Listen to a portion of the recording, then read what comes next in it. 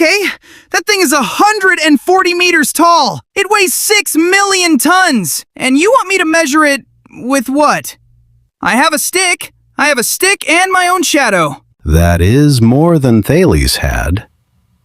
He did not have the stick. Around 600 BC, a Greek traveler is supposed to have measured the Great Pyramid without touching it. In the next few minutes, how you measure a shadow that begins inside 6 million tons of stone, why your thumb is a rangefinder, and why the most famous demonstration of Thales' theorem is a story in which nobody uses the theorem. Roughly put, the trick is not the one you were taught. You know the outline.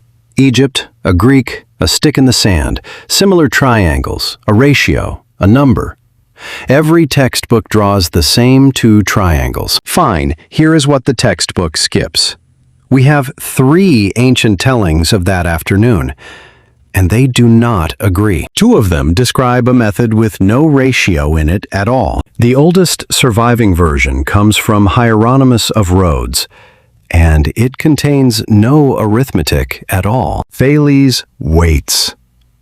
He waits for the one moment in the day when a man's shadow is exactly as long as the man. At that moment, every upright thing on earth is standing beside a copy of itself, lying flat.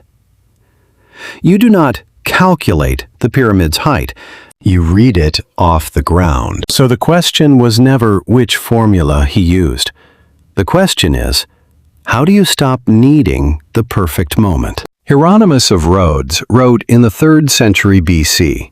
His books are lost. We only have him because Diogenes Laertius quoted him in Lives of the Eminent Philosophers, Book 1. Pliny the Elder tells the same version in his Natural History and adds a bolder claim that Thales invented the method. That is the entire documentary basis. 2 quotations, both written centuries after the fact. Fine! Sun is at 45 degrees, I measure the shadow, we go home. Where does the shadow start? Not at the wall. The pyramid's height rises from the center of its base, so the shadow you need starts at the center too. Under 230 meters of solid limestone. You cannot walk to the beginning of that shadow. You cannot even see it. The part you can measure is the wrong length, and it is wrong by an amount you cannot reach. The fix is embarrassingly simple once you see it. Picture a pole standing at the exact center of the pyramid, as tall as the pyramid. Its shadow would run out from the center, straight through the stone, and out into the sand, ending at exactly the same tip as the real shadow. So the shadow you need is the piece you can pace out, plus half the width of the base. The pyramid's own geometry hands you the hidden half. But why should a stick tell me anything about a mountain? Because of how far away the sun is. Its rays arrive so nearly parallel that everything standing in that desert receives the same instruction. Lean your shadow this way, this far. A stick and a pyramid are not being compared. They are obeying the same order. Same slant, same right angle at the ground. 2 triangles with the same shape at 2 different sizes. Nothing about the pyramid is special. That is the entire point. So the numbers line up. The stick is to its shadow, as the pyramid is to its shadow. 4 measurements, 3 of them within arm's reach. That is the theorem. And it is Plutarch who tells this version. The stick planted at the tip of the pyramid's shadow. 2 triangles.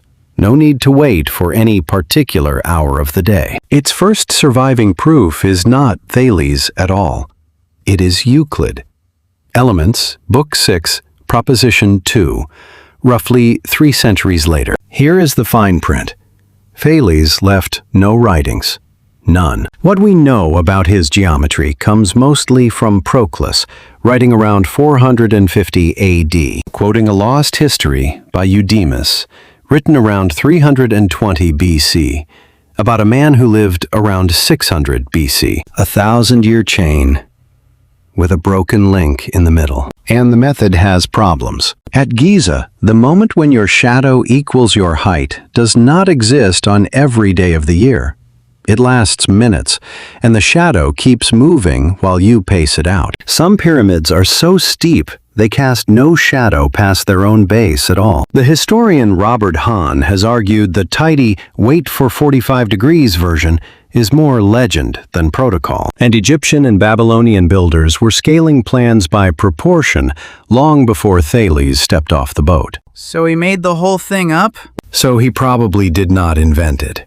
He got the credit for asking why it works. One more thing, and it catches people constantly. If you read in English and you look up Thales's theorem, you get a circle. Any triangle drawn on a diameter has a right angle at the top. Euclid, Book 3, Proposition 31. The shadow theorem, the one you just watched, is called the intercept theorem in English, the basic proportionality theorem in India, the Stahlensatz in Germany. Same man's name, two different theorems, neither one reliably his. And here is the part that lasted. The useful idea is not use proportions. It is this. You never measure the thing. You measure something small, sitting in the same geometry, and you let the shape do the rest. Try it. Arm out, thumb up. Close one eye, then the other. Your thumb jumps against the background. Your arm is roughly 10 times the gap between your eyes. So whatever that jump covers, the target is about 10 times further away. That is the pyramid trick. In your hand, no stick, no sun. Snipers run the same geometry. A scope reticle with marked gaps, a target of known height, and the range falls out. Surveyors call it stadia. Your phone camera does it in every single frame. The world's triangle shrunk onto a sensor. No angles, no trigonometry. Nothing Thales could not have built out of a stick. Roughly put, 2,600 years on, we still measure the unreachable by holding up something we can touch. 26 centuries. Every rangefinder, every camera, every scope, all of it comes from one man who could not be bothered to climb something. It is called geometry. It is called laziness. With a theorem. Roughly put. Hold on, 1 second before you go. If this actually helped, a thumbs up, a subscribe, it's a tiny thing. But it's exactly what lets us keep doing this, making complicated subjects simple, when most of them were never that complicated to begin with. Roughly put, see you soon.